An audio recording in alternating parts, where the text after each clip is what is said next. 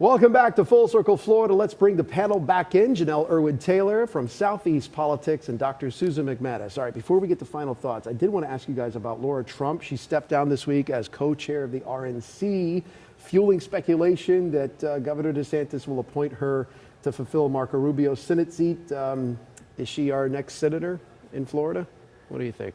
I think there's a decent chance. I mean, we talked earlier about, DeSantis possibly being an alternative nominee for Secretary of Defense, and if he wants that, he's got to cozy up to the big guy. So, I mean, it seems like it's possible. All I want for Christmas is a Senate seat. Make it happen. Well, there's a lot of people in Congress that are endorsing her and urging their governor to appoint her, but we shall see. And if she gets a, I guess, point of clarification, she would have to run for re-election if she wants. I mean, it's a temporary thing. We're talking like 2 years, right? All right. So this other big story for the last couple of weeks, the story that apparently America can't get enough of, the gunman who killed the CEO of United Health.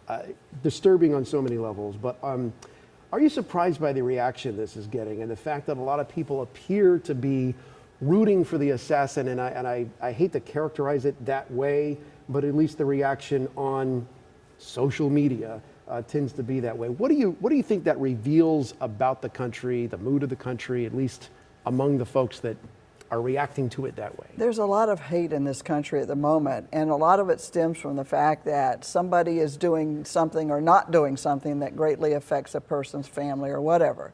But let's look at this mindset. So you have people that when the assassin went after Trump, there were people going on air and saying, well, too bad they missed. This is a similar thing. So people are cheering this guy because they don't like the healthcare industry. So this is where we're at right now, is that hate is driving this unusual behavior, and it's very disturbing to people, and it raises the issue of mental health funding once again. And Janelle, do you look at this through the prism of politics? Does it break down in any ideology, or is this kind of scattered all over? No, not necessarily. I think this kind of transcends it because you have people on both sides of the aisle who are frustrated with our healthcare marketplace.